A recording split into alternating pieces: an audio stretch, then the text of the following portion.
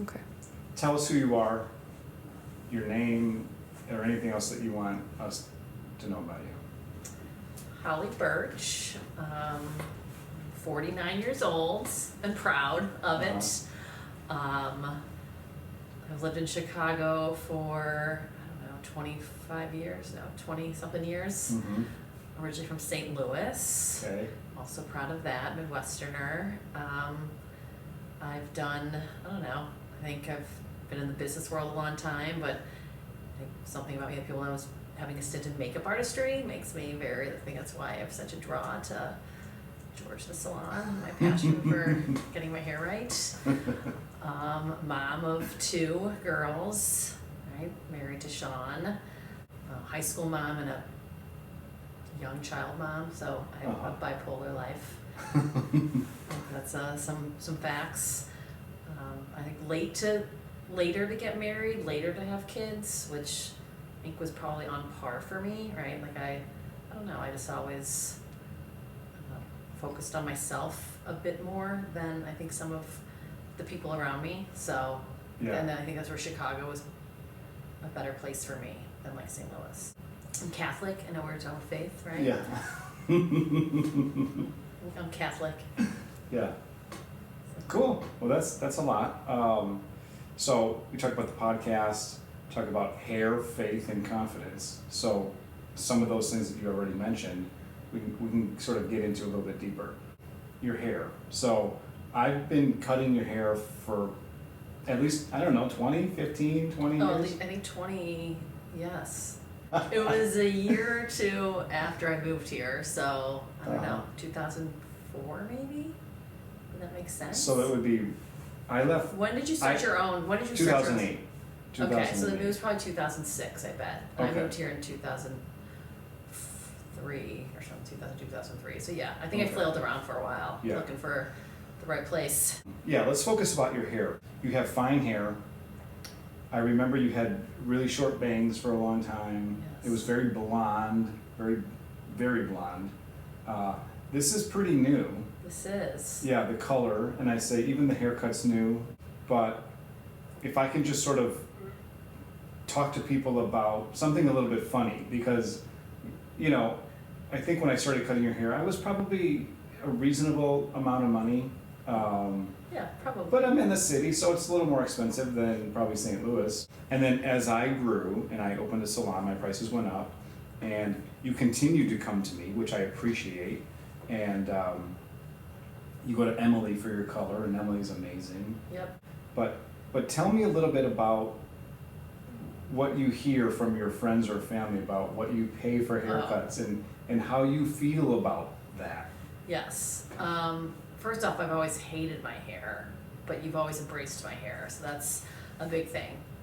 It took me a long time to not do the blonde, right? I'm loving it now, but the cost of the haircut, I always joke, tell my friends, like, George is trying to price me out of going to him. He's trying to slim down his client list, and he's just waiting for who drops out, right? Who's gonna just be like, I'm not paying this anymore. When I tell people how much I pay for my hair, they have a heart attack, right? And I've done many things over the years, right? I had a stint in extensions. It was probably a poor choice for my hair type because I have like bald spots, but it's fine, they're growing out, which made it even more expensive. I did many things that made it very, very expensive. I was going monthly, right? I'd do something monthly to maintain the blonde and then the cuts and the bangs. I mean, back in the short bang days, it was bang trims when you would refuse to do it, and a lot of maintenance. And I had a friend, I remember, she said to me, "What are you gonna do when you like can't afford to pay that much to do your hair?" And I was like, "I don't understand. Like, what would cause that?" And she's like children and things. I'm like, I will always pay to get my hair done how I like it. So I do think other places some people have started to try to catch up. It still does not compare to the city of Chicago, but it's always entertaining when I play the guess how much I paid game. You know, I also like a Kerastase treatment. I like it. I always find something to upcharge my day, and so it's always entertaining to talk to especially St. Louisans about how much I pay to get my hair done. So tell me about before George or George the Salon? Like, what was your hair experience getting haircuts? What was that like? Oh, it was terrible. Because I was just funny when you were like, oh, you were so blonde. I think just before I found you, I'd gone through like a dark phase. And I remember my dad was like, you should never do this. I'm like, oh my goodness. And my dad did not really have opinions on my hair, but he was like, that's terrible. And I was like, it was clearly like how it was done and who did it, right? It just did not accentuate anything great about me. But I jumped around to a few salons. And actually, I probably was used to paying something because I did live in LA and I went to, I don't know, he was a former, I feel like famous, was it Jonathan? He had a product line. Oh, yeah. Yeah, Jonathan. I Wow, went to you went to Jonathan. him? I did. Like him? Him. Wow. Once to him, and then I went to some other guy there. Okay. I was like, because I didn't, it was crazy. I was like, I don't need to see Jonathan.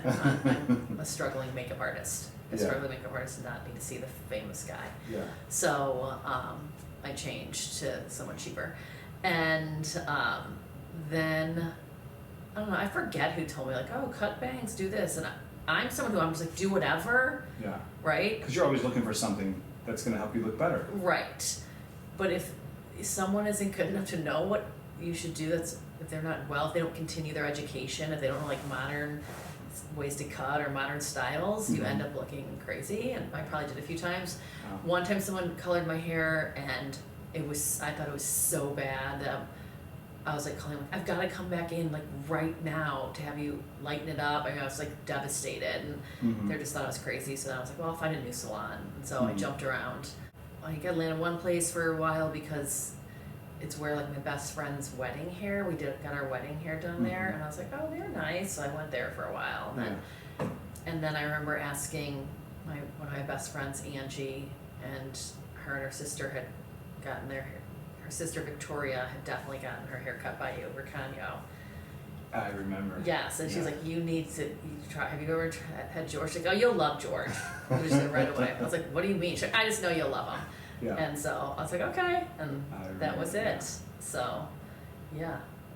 So again, if I started cutting your hair in 2006, and it's almost 20 years, what do you think is different about what you're getting? And what have I done? Like, because we've definitely done some things differently. It's not like it just give you the same haircut all the time. Right. We've changed it. What would you say for someone who's looking for a great stylist? What should they look for, right? Yeah, I mean, I think it's someone who listens to you, but then also tells you you are crazy, you don't know what you're talking about, I'm the professional, I'm going to do what I think is right for your hair, right? So, but have the right balance because you would do, sometimes I'm like, no, I want this, and you would listen to me and you would do it, right? And then I'd be like, you were right. Trim me shorter, do this differently, but then I think it goes back and forth, right? I mean, you were always like, you need to stop highlighting your hair. I mean, you said it forever. And I was like, never. I don't know how I would stop highlighting my hair. How would I do that? And then when I did, I was like, oh my God, George was so right. How many years did I waste highlighting my hair? Because I think that was what made me hate my hair. Because depending how your hair is colored or what your natural hair is, it only looks, there's a high for like you get a 2-week high. And then you're like, oh, now I got see roots, and it made me feel like my hair doesn't look good. And so I was always chasing that high of getting it touched up, right? And so now it's like, oh, I don't have that, which sometimes I miss, like the feeling of going to the salon and oh, look, and then you're like, oh, that's kind of anticlimactic, but I'm like, well, I don't spend 90% of my time hating my hair color because it's growing out. So to me, was the best thing. And then just like the bang-ish thing I have going on, right? Like I fought it for a long time too because I think PTSD from short bangs for those years. And you're like, no. And then this is just what we're doing. And I think it's also, it has changed. Like my sister has had the same haircut. My daughter and I were just trying to figure out how long she's had that haircut. And it's been like at least it's probably been 30 years or something. And I'm like, I can't imagine having the exact same haircut that even if it's just like a nuanced difference, it can totally change how you look and how you feel about yourself. So yeah, I think it's really these small little pivots, but the fundamental thing was changing my hair color. And the thing is that I feel if I get to like, I have no problem like, oh, I'll just go blonde again, and now like, and then I'll grow it out again if I want to, right? If I feel like I have the same thing for a long time. So, which I almost thought I was going to, and then I was like, wow, that's crazy. So for now, I mean, this is like my ultimate favorite. It is mine too. I couldn't even imagine you changing it ever. I can't either, and that's like some with my like wax girls like, oh my god, your hair's awesome. She's like, it just is so great. And I've been seeing her for a long time, and she's a slave to extensions and doing things. I'm like, I know, just embrace what someone kind of tells you to do, because I also think that you just have a different view of me than I have of me, right? And that's what I always appreciate of someone, like, let me try this. And same even with Emily, like, hey, I just am like, you do what you think you need to. Like, I don't know what, like, I hear terms, I don't know, everyone talks about balayage and this, and I'm like, I'm saying these words and I don't know exactly what I mean, so just do what you think is best, and it has, I don't know, always led me the right place. I also like that I'm not a slave to, this style's not a slave to the haircut. Like, you do it in a way where like it like gets better for a long time before it's like, oh man, I need a haircut, right? Which makes you feel good that you don't have to be planning your next haircut because you think about how it's going to grow out and how it's going to look. Well, if we could just talk about your sides. Oh my god, the wisp. Because Holly was trying to grow out her sides like for as long as I've known her, forever, basically. Yes. Like, always trying to grow out the sides. Always trying to grow out the sides. And so we just sort of, even with this cut, we're just like, we moved into it. And we give you more bangs, a little heavier bang, kind of like a curtain bang-ish, right? Yeah. And now it's like the sides are not even a thing. It's like I had a dream of like a blunt, right? Yeah. A blunt bob of some sort, or blunt, because I could never have it, because I don't have enough hair on my sides to ever do it. Right. And so I was always like, don't touch that. Don't touch the sides. I want a bob. I want a square bob. Yes. And these sides would just either break off. I never achieved it. And finally I was like, it's been about 18 years, 19 years, you're never getting it. What should we do? So yeah, this is much better. And I do think like hair trends, like, I don't know, it's all loosened up more. I feel like trends used to be way more strict. Like there was like a style. Yeah. And now it's like, it's much more fluid, and you don't feel the pressure. Or I'm just older and I don't care, right? Sure. I kind of like, I'm gonna do what I want. This is the best it's It is the best. Yeah. Cool. It's taken me a long time to get there, but I finally did. I'd say that your final win will be the day I put the flat iron down.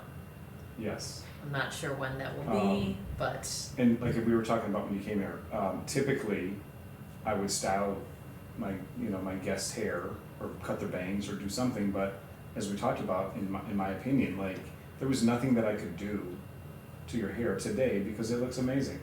So, yes. But the flat iron, yes. The flat iron, yes. That's my last thing that I try. I would love to, but there's something about a professional blowout versus my blowout that it just does not even compare. Yeah. So. Wow. This looks great.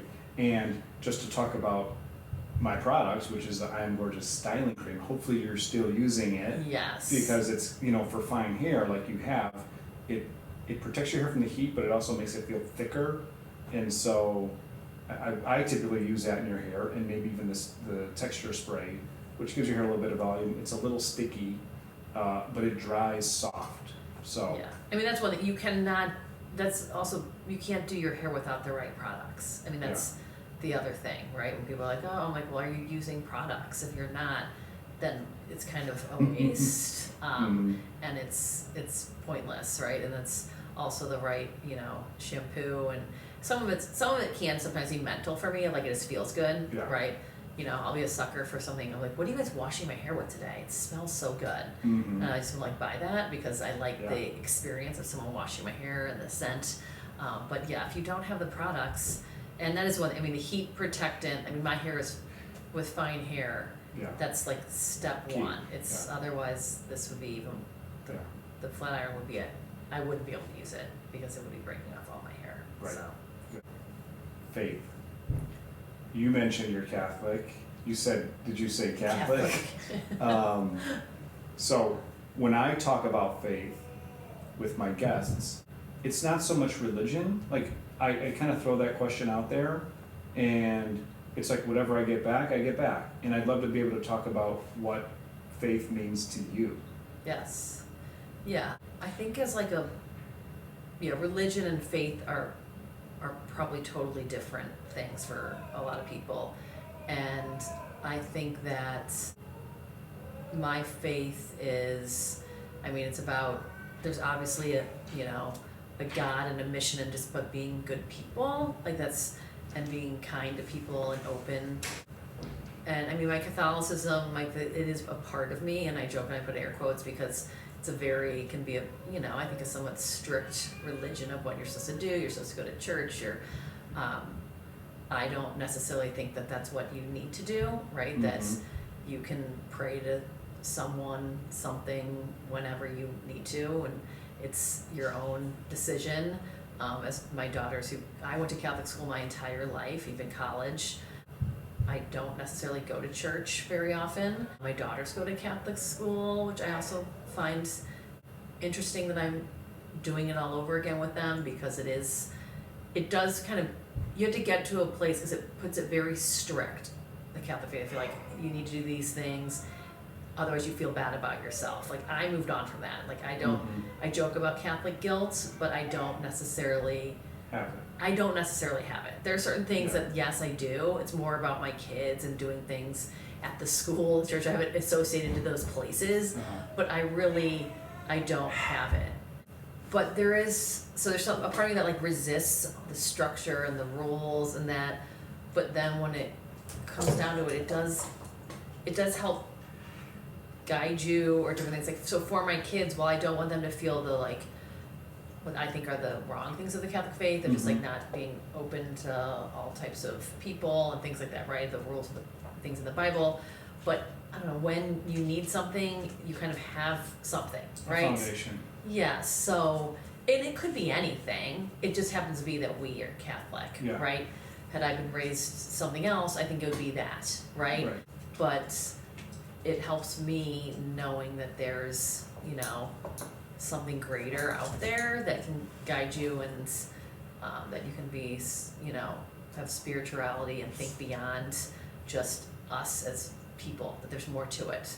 Because sometimes you're like, what am I doing all this for? Right? Like in the day-to-day as a mom, as a busy, busy weekend, and you're just like, what are we doing all this for? Right? And you're just life, you mean? Yeah, life, and like the rat race, and you're just like going from here to here to here to here, and like give a second, you're like, man, we just need to like slow down, and like what does that mean? But so for me, it's more like it is about my family, and I think the more structured religion is probably more for like the other people in my life. Like my mom's not Catholic, but that it's been a stability thing in our life. Like, right, we've all been baptized, right? They made a choice to send us to Catholic school. Same with my mother-in-law, she's very Catholic. Ironically, my mother-in-law's family, of her 3 kids, we're the only ones who go to Catholic school. Her daughter and her husband, like that, no one else does, and I would never think that we would be the ones who are like the most Catholic. Yes, the most Catholic. And again, it's not like a competition, but I like it. I like something about it. When I think about possibly moving, or if we made different decisions, or like, man, this is, how much are we paying for this education? Is it the best education? Is it what? And I'm like, but I like that there are people of somewhat similar mindset, right? I do think it's a little bit different in the city of Chicago, because sometimes you have people at like a school just because they don't want an alternative, right? You go to a Catholic school because they don't want an alternative. But for the most part, the majority of people, it is that there is something that we have some sort of similar beliefs, and that we are all on some sort of similar page, versus people who are that you don't. So versus like in St. Louis, I grew up, everyone was Catholic, right? You all saw each other at church on Sunday. You all, right? And it's different now, which I almost like better, because it's something different connecting you, not just, oh, we all go to church and see each other at 10 o'clock mass, right? So it's not that I want to protect the Catholic Church, but just the idea of something strict, or even just like being a parent, right? Like, as a parent, you're not gonna say your bedtime is whenever. You're gonna say, this is the bedtime. We don't always get to bed at the bedtime, but don't you think as a parent, you're gonna sort of give it in a really concentrated sort of effort, or make a really good effort to like have some rules, Right. and be strict with those rules, but there's some flexibility. So I just wonder if, because I'm Catholic, but I don't think that I went to Catholic church all the time, went to church all the time. I still say that I'm Catholic, but I don't think that I have Catholic guilt. I think that the Catholic Church is so strict that I can't be me. Right. You know what I mean? So I just wonder if the Catholic Church, like anything else, organized, these are what we're gonna sort of put out there. I guess maybe if there was and maybe I don't, because I don't know, maybe there is someone who's the leader of the Catholic Church that would say, hey, this is what we're gonna give you, but take what you want. Right. Maybe they're not saying that, but maybe they already know that that's what people do, because that's human nature, right? Just like a parent knows your kids might stay up one night late, you know what I mean? Then that's okay. Right. The rules aren't they're not. You don't have to follow it every day, all day, every night, 24/7. It's to guide you, that's how I use it. Which is why I still like to root my kids in it, because it does give you some sort of guidelines, right? Something of like, okay, what was my true north, or if I'm lost, is there something I can grab onto, right? Mhm. And potentially it can be that, or you just want something calming. Sometimes it is just nice to like go sit in a church or mass, or me, like it's reminds you of different things, and it could be anything. I mean, there's times where I do think it's just nice as being a collective group of people. Again, it doesn't have to be a Catholic church, it's just what I do, right? But I have people who go to different masses, different things, and it sounds so great. I'm like, well, I would be in for that. I don't need to get communion for it to mean something to me, right? It's just more about people who are up there who are talking, you're making a connection, which I do think at times that's why I struggle with the Catholic faith, because it's a lot about the history and like the Bible and Jesus, and different in times like a long time ago versus relatability, where if there was, at my mother-in-law's church, the pastor his wife passed away, he has children, he was a pediatrician, and he became a priest after his wife passed away. It's the most amazing mass. It's not Catholic. It's Catholic. He became a priest after his wife died. Oh, okay. So he has children, he has grandchildren. Wow. He talks about them in the homily. It's so relatable, it's so great. I mean, we used to dread kind of going like, oh man, which Easter Mass, Christmas, and I'm like, oh, which church are we going to? Are we going to and they split, you have one in the gym, one here, some people. I always want to make sure I'm with that guy, because it's just so relatable and nice, right? And I think because that's the thing, like you're looking for people who, somewhat you have like common things with and you're learning from, and it is nice to feel like you're in a space with other people who are kind of not like you, but have some sort of similar thoughts. Sure. And that, again, that you have that I think true as a parent too, that like you're helping your kids see something so that they can make better choices. In like day-to-day, like real life situations, have there been instances where you've leaned into God or to your faith, and what have you done, and what did leaning into it, how did that help you? Yeah, I was thinking about that, because I'm like, what's the difference of if I wasn't Catholic or whatever my thing was, am I different than like my Jewish friends and what they believe? Like, I think it's leaning into my faith, and it happens to be Catholicism and God, and just like, okay, what, I think it's in small ways that you don't even know, and just, I usually like to do what I think is right? Like, that's what I look out for other people. I'm very empathetic. I'm always thinking about, oh, how is this making someone feel? And then I'm also on the flip side selfish too, like I'm half and half, right? But I feel like that will stop me from maybe sometimes making a different decision. But I think it's guided me and made me who I am honestly, like at work and everything, I learned that I think it stems somewhat from my faith, because I do always think about the people who work for me, other people, and I do think I learned that from from religion and faith, and that's where it started. Granted, I just know no different. I'm like, there's people who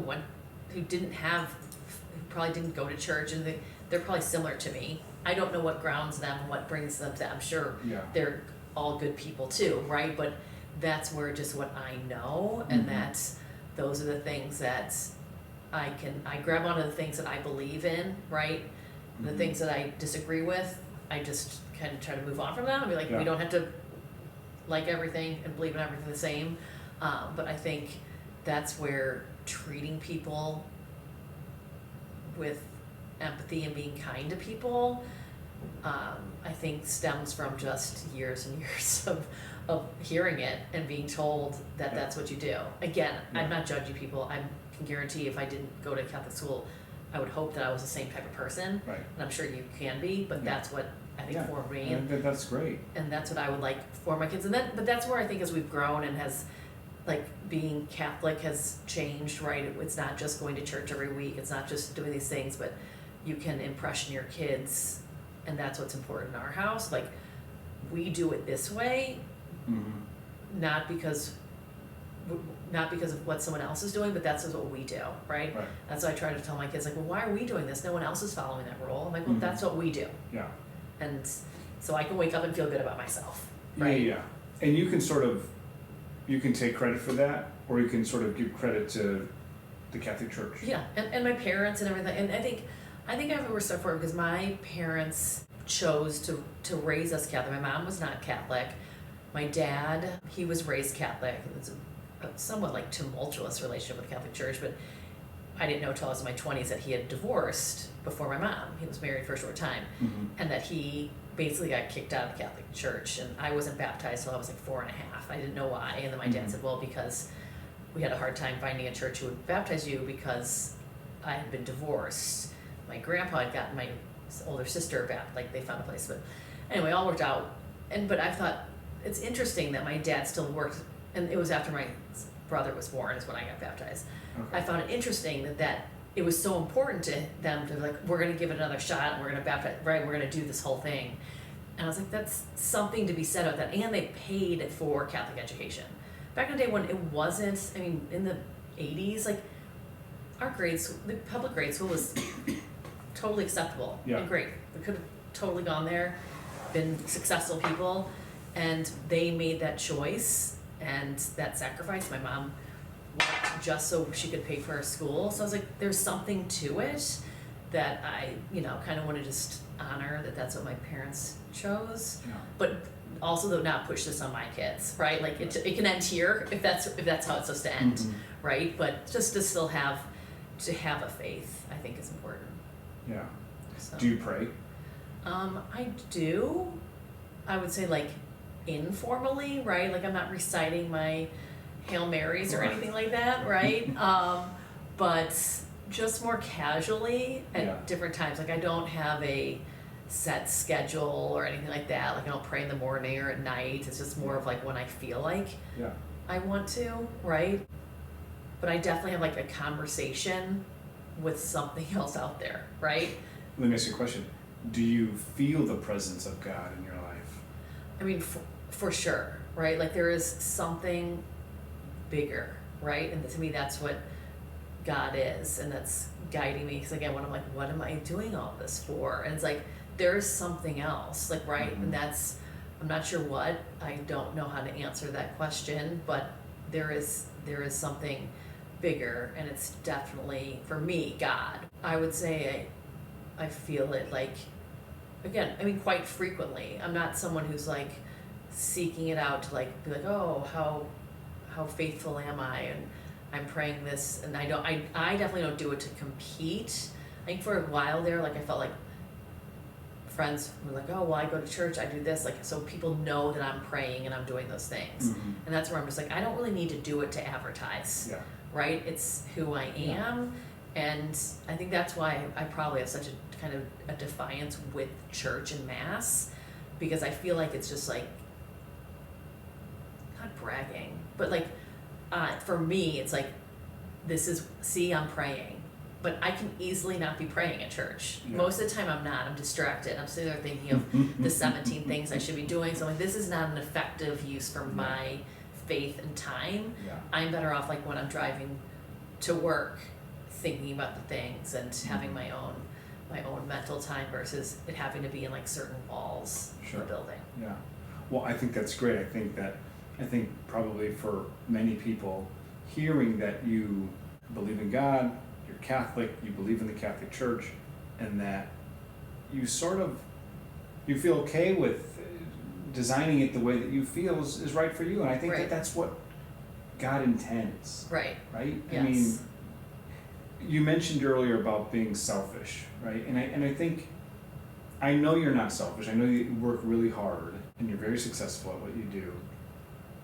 Tell me a little bit about the feeling of being selfish when I don't think that really exists. Well, yeah, I mean, it's more of just, like, I joke that I'm self-centered times. It's like I won't notice things about people because I just care certain things about myself. Like What? I mean, just even someone like, oh my God, because, I love makeup. I love makeup products, makeup. I don't necessarily notice other people's makeup.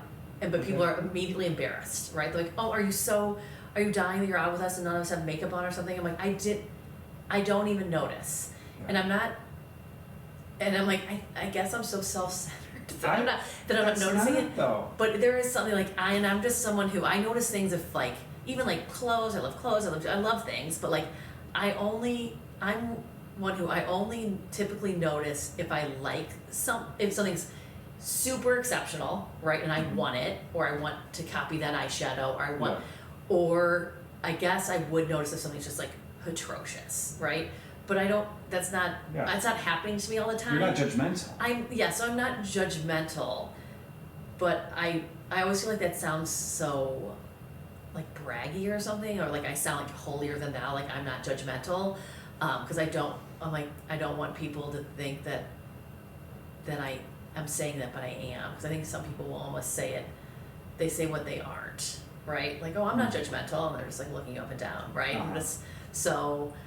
But I think that's why I'm very self-deprecating, right? I'm always it makes me more comfortable to like point out something about myself that's like a flaw when I'm talking to someone and I joke about myself, because it's just easier than to be like, oh, I'm awesome, right? I would never say that about myself or think that about myself, but it's because I like people, I like to talk to people, and so I like to come off unassuming and approachable, and I think coming in, because I am confident about things, I mean, I can be very bossy at work. I know what I want people to do. At my house, I often know what I want people to do. They don't listen to me, but I will be very bossy, and I try not to be like that all the time. There's always things that I'm not gonna do that in my personal life. Like at work, I was a project manager, I was managing things, dates. Well, I wouldn't know what I was doing tomorrow night, right? I couldn't run at home. I can't run my personal life the same way I run my like professional life, and that goes the same way on just different things. I don't like to exude confidence everywhere because it comes off, I don't know, to me like jerky. But that's where my self-centered selfishness is, because I want people to think like I'm not judging them, because I'm really not. I like people. I don't care if you're rich, I don't care if you're poor, I don't notice, like friends are like, did you see that rock on her finger? I'm like, no, I didn't. Like I honestly didn't. I don't look at those things because I don't think that they help improve my life, right? I'm like, it's not me comparing. Hang on a second. You don't think looking at other people, and sort of taking notice of what they're doing or what they're wearing. Yeah, more the physical. That's not going to help you. That's not going to help me. Are they nice people? Like I noticed, like, oh, she invited me to go to dinner. Like, right? Oh, they were so helpful. They told me the tip about what I should do for my daughter's volleyball practice. I noticed that versus I'm not going to notice. I don't need to notice people's possessions Yeah. or what makes it that's not going to help me. I think that's amazing. And I think if more people thought the way that you did, it'd be a better world. Yeah, I mean, I can say, like, I notice people who are like this, right? Their eyes just go up and down, and they're looking like, those jeans, that shirt, what is that? Oh, what does she have on? And it makes me so uncomfortable because I'm like, I would never want someone to feel how I feel right now of that what you're doing to me, right? Mhm. I don't think they know. Most people don't do it on purpose. I don't think they do it, but a lot of times it is, and they're like mental noting of things, and I just go the opposite way. And so then sometimes they're like, did you? I'm like, oh, I notice nothing sometimes, right? I'm like, because I'm just pulling in to be not that person. But, so yeah, I don't know. That's where I usually self-deprecate and say I'm selfish, but I'm actually probably really not. You're not. Yeah. You're so not. You are very confident. I mean, I think that you are. I mean, I don't think you can do what you do, and I don't think that you carry yourself with an insecurity. Like, I think you're very funny, but not like too funny, right? You like to tell good stories, and I love that about you. Yeah. Can you recognize that you're confident? Yes, and I've not always been confident. Like, it's actually very entertaining because I don't even like the term best friend. It's such a stupid term. As having daughters, we don't use that term at home, right? We're not supposed to. But one of my best friends, one of my closest and oldest friends, she was super confident. Always we met in high school, and she was like cheerleader, cute, so dancing, always attention, little, got all the attention of the boys, and I was this tall, awkward, like just would want to sink into myself and just give my inches away. And it's like, oh man, and we like flipped personalities as we aged. Like, she became less confident and less social, and she joked, and she's just like, so you'll talk to anyone, you'll do anything, you'll like stand in a room and talk to people, and it's so crazy, like that's not the person who I met. So I'm like, yeah, I don't know when it happened, but like I recognize it because I see my kids, and I know, I was like, it's very easy for me, like, just go talk to that person, just go do this. But I'm like, I would have never done that as a kid, right? So I don't know when it flipped, but it definitely at some point I just gained more confidence to be like, this is just a waste of time if I'm not like, what am I doing? Right. Well, let me stop you there, because that's why I have you here. Okay, that's why we have this podcast, because I need you to figure out how it happened, when it happened, and what other women can do to sort of gain confidence. It was definitely, I think, sometime in my 20s. I think I started gaining more confidence. I gained confidence probably like every year. A huge part of the story is I went from like 5'3", leaving 7th grade, to like 5'9", entering 8th grade. So I grew 6 inches over like a summer. Like, no joke. It was like a baby giraffe. I was like a freak. I went from blending in to being taller than almost all the boys. Didn't know what to do with myself, and was just like, oh, this is terrible. Like, I can't believe I stand out like this, right? And there were not as many tall people back then. I don't know how it's why it's so different, but there weren't. I was definitely different. Like, I would get attention, and so it was like, oh, this could work out for me, right? Sometimes it would be very unwanted attention, right? But then I just started learning, I think, how to use that. So I think it ended up helping me. Like, what was hindering me ended up helping me. But all my friends were doing different things, right? So they were all like dating their now husbands and things. I was just kind of still figuring out myself and doing different things and being like, oh, what can I do? And I wanted to feel how they felt, but they felt it because of like the identity of like they were in their relationship. And so I had like work and different things like that. Do you think that they truly felt a certain way? Probably not. They probably actually did it, but I think girls, you identify some of your self-worth in a relationship. Like, I think just how society, especially, and it could be different now for girls, but back in the 90s, and like when you were getting married, when you were gonna have kids was like part of your identity, right? People were getting married at 24, and I was like, I don't know what I want to do. Like, I was dating someone who, thank God I didn't marry him. Like, what a tragedy that would be. Like, really, it would not have been great. So while they were identifying with planning their weddings and what am I, and quitting their jobs and having kids, I was like, well, what am I doing? And I kind of threw myself then into work. And I feel like when I was doing a lot at work and doing well at work, then that's when my confidence was also rising. I was like, okay, I'm good at this. So like I found something I could be good at, and I don't know, I think that's really when I had to make the choice, right? Because I still felt like, oh man, I don't have a boyfriend right now. It made me feel not great. And Teddy. So I definitely at times are just like total sadness, right? You'd be out, everyone would be with her, and I'm like, oh man.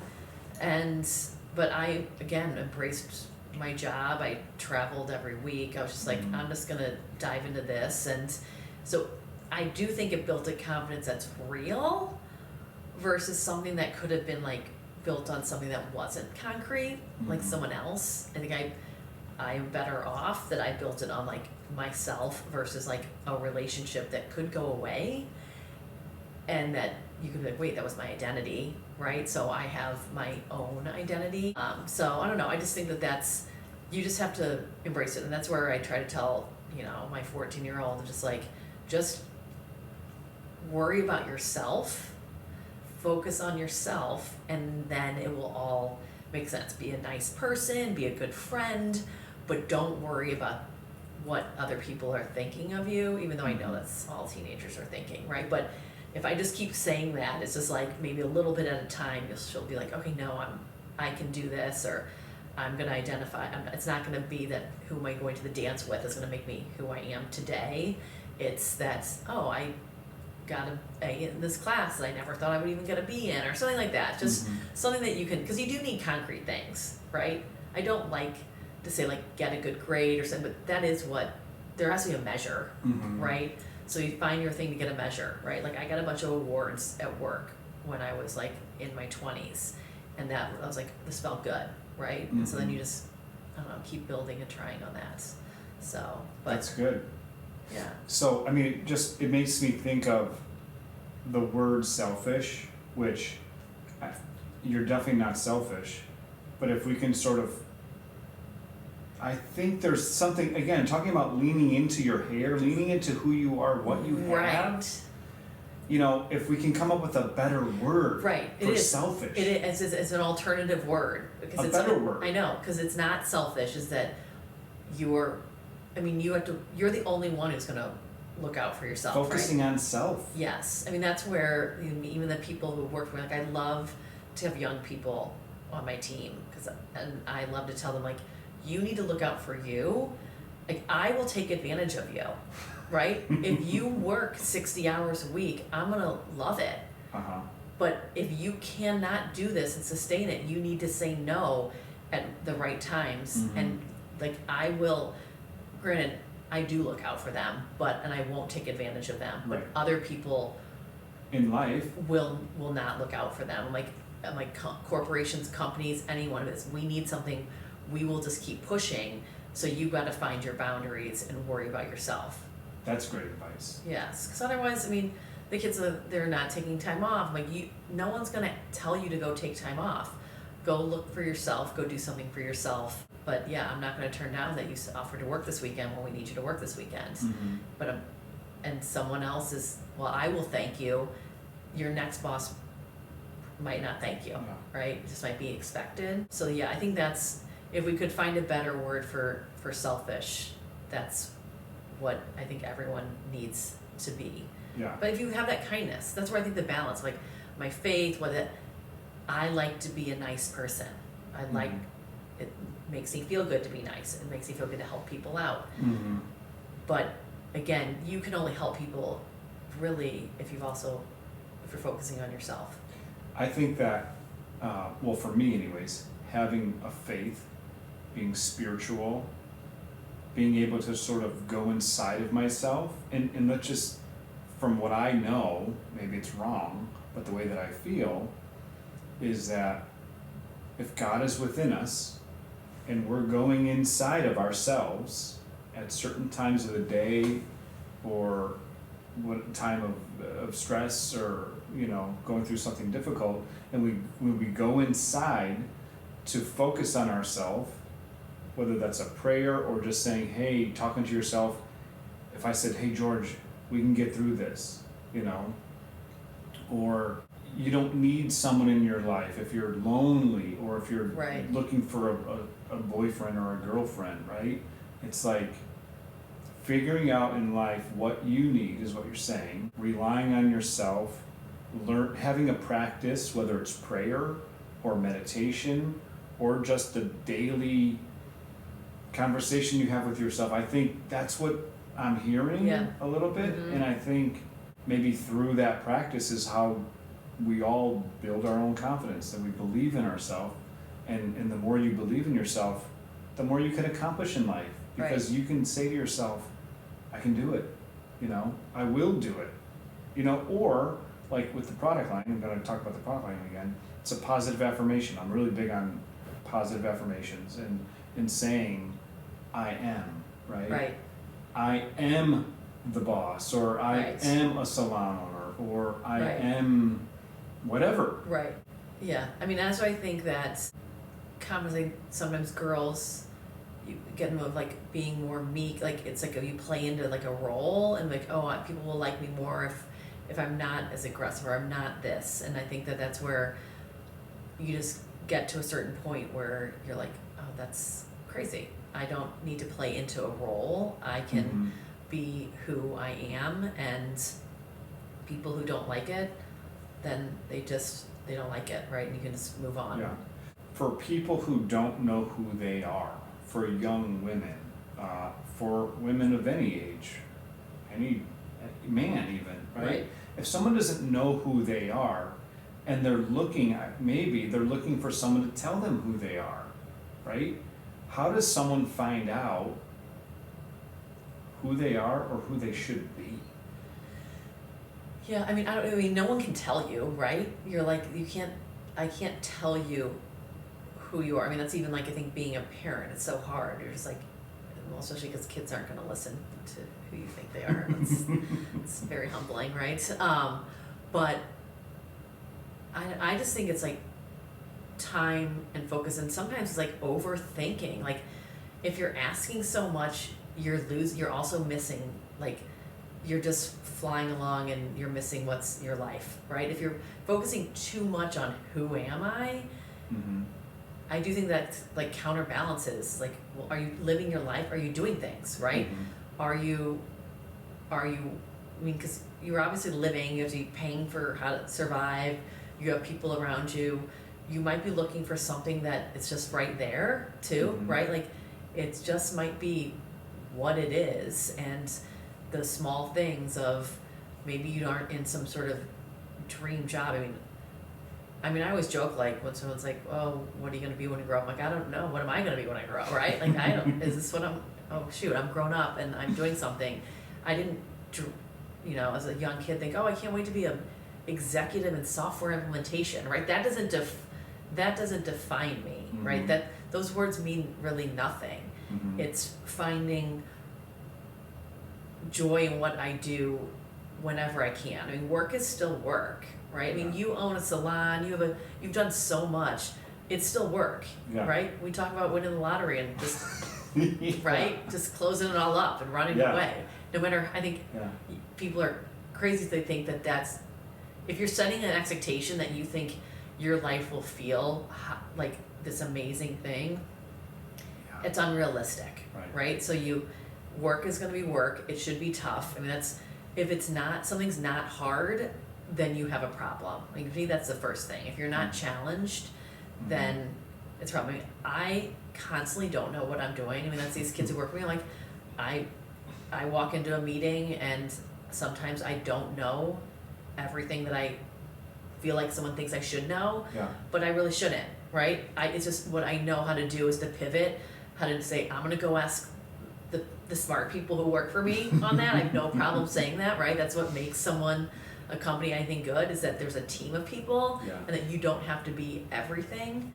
And I think I also say that that's something that I feel like know someone's confident is also that you know your weaknesses, right? It doesn't just mean I think I'm strong and awesome. Yeah. I know where I need support and help and things and growth, and that's why you bring other people to the table, or it's why you have a spouse, right? Like I mean, I'm not a perfect parent, and I parent one way, my husband kind of parents another. Like, we balance each other out. I'm sure terribly. My kids will be in therapy complaining about our terrible parenting. But yeah, I just think that you can't think that you're gonna solve like all the problems, or you're gonna have it all figured out, because you'll be searching forever too, right?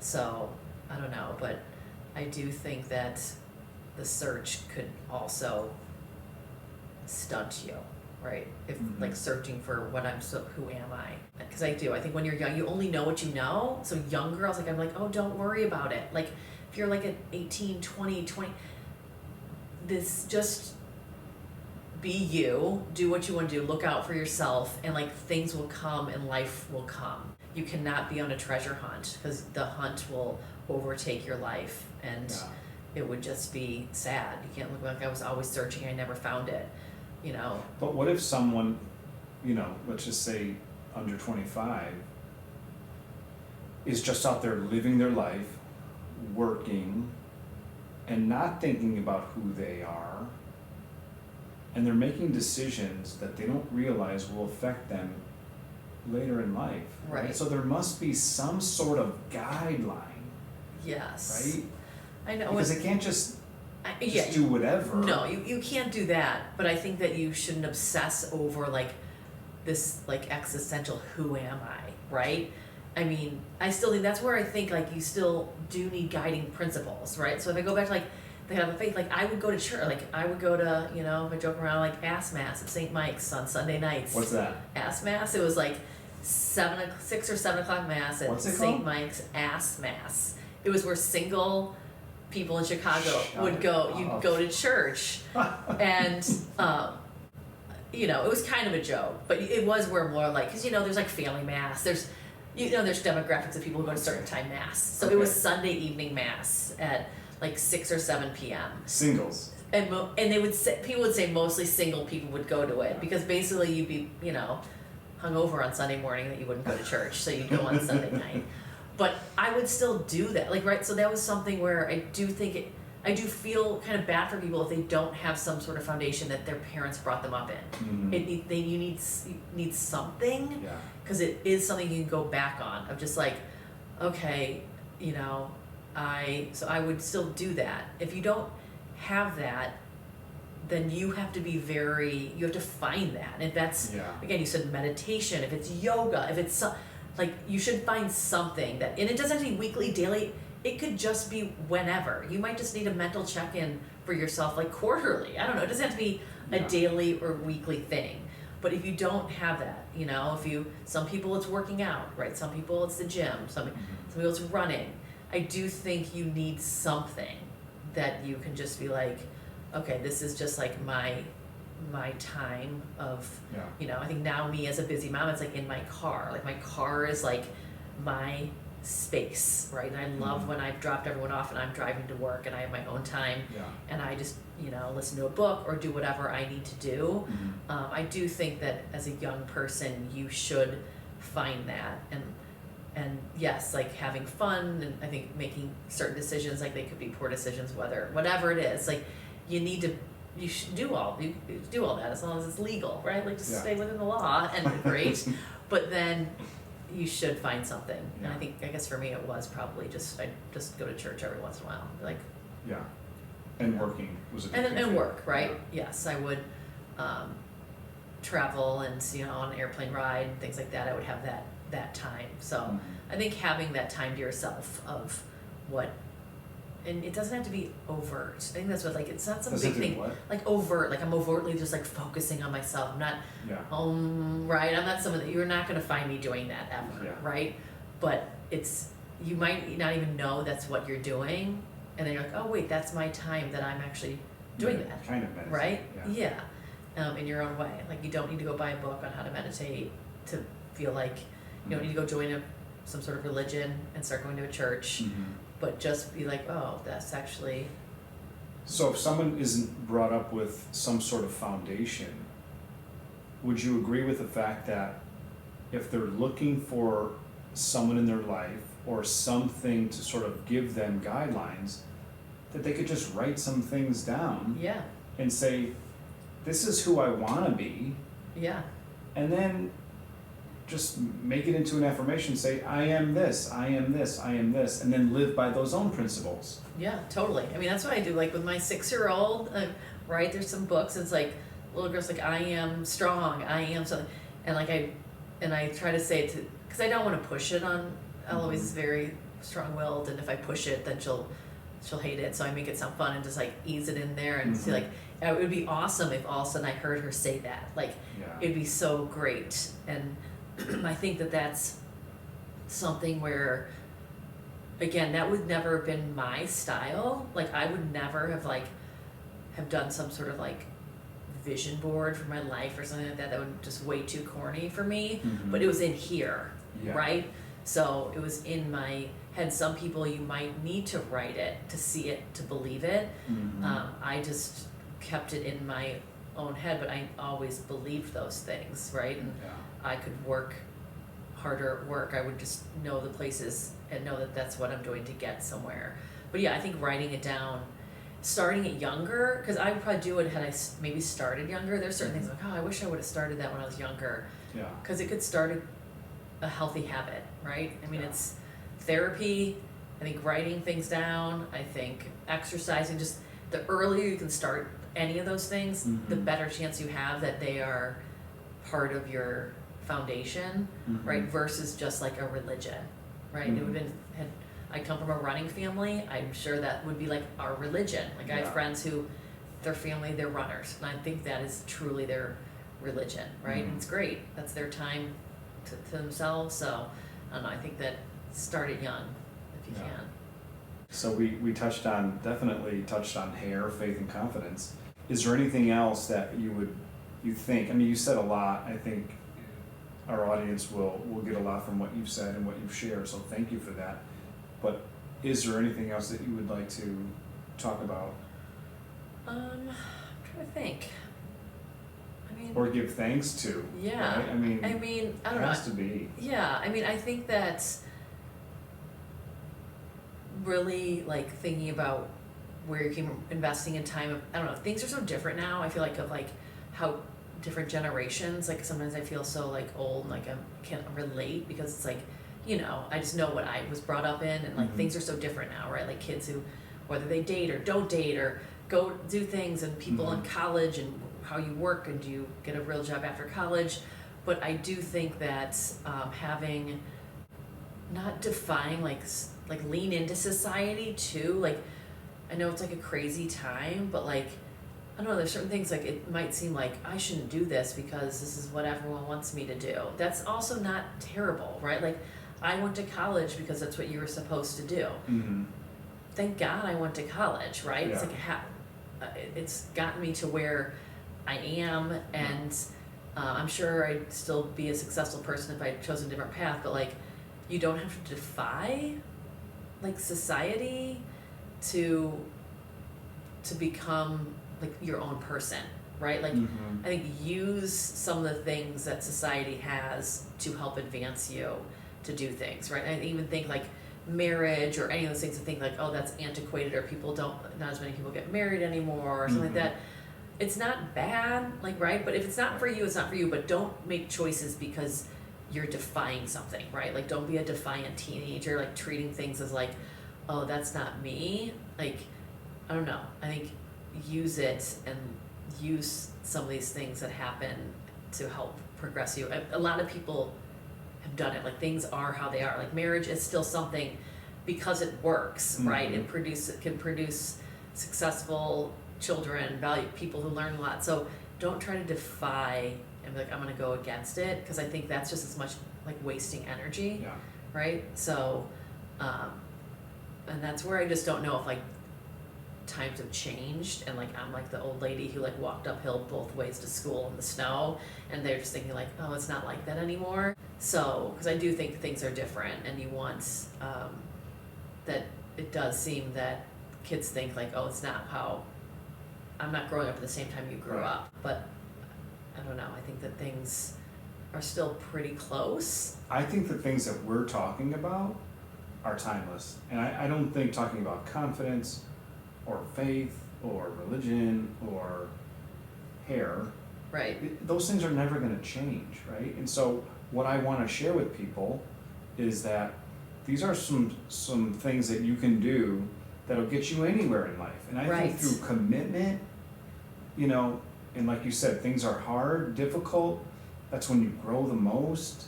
And I think getting through teenage years, your 20s, your 30s, even 40s, through marriage is difficult. You know, life is difficult, but having some sort of guidelines or rituals or learning how to sort of get out of life what you need and being safe to where you can sort of get through the rough times, I think is important Yeah. for everybody. And that's never going to change, in my opinion. Yeah, yeah, and I think I agree, and I think that that's where I do think like relationships with people. I think that's where I do feel like as the generations change and different things and like having phones and social and electronics, I do feel sorry for kids seeing like that they just I feel that they don't have as much human connection, Mhm. you know, and like that's what gets you through. Like right, we talk things are hard. Like my friends are everything, right? Like it's like when something is hard, like you have yourself, but you need other people, right? Yeah. And so like working on that, and I think that's also finding the right people around you Mhm. is so important. And for young people, like I don't know, I forget what I heard. And someone's like, if you're the fifth person in a group who is, you know, destroying property, you're with bad people. Like if you're the fifth person who's getting good grades, you're all getting grades, like you're a good group. Like be the fifth person Mhm. who's doing something good, because those people are probably like, surround yourself with people who are doing good things. If you're with, you know, 4 kids who are flunking out of school, you're probably going to be the 5th person flunking out of school, Mhm. right? So like find the people who can bring you up, not the people who can bring you down, which is still, I mean, a struggle to this day, right? Mhm. I mean, I think as you get older, kind of though, you know when you need to be around certain people too, right? As a Mhm. kid, you don't know.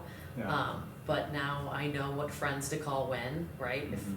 things are going good, I know which friends to call. If I need something else, you know, I think that. So, but I think that's the other, surrounding yourself with the right people and knowing when to cut someone out or cut people out. Some people should only be in your life, I think, for a certain amount of time, Yeah. and to be okay with that, Mhm. right? And it doesn't mean you're not friends with that person, but it might not be that time, because that can also, I think, drag you down, is whoever you're surrounding yourself with. Yeah. And that you might have matured out of whatever that situation was, right? Mhm. Like your party years or something like that. If you're not finding something, if you're not getting out of work what you need to because you're not putting into it what you need to because you're, you know, out all night with your friends, well, it might be time to move on from those people for a while, and do that. So that's what I think the last thing is, really just really notice who you're surrounding yourself with. Yeah. And then you can always go back to those people, right? Sure. So they can Yeah. be your friends forever, but you might need to take a break. Amazing. So Thank yes. you. All right. This was great. Awesome.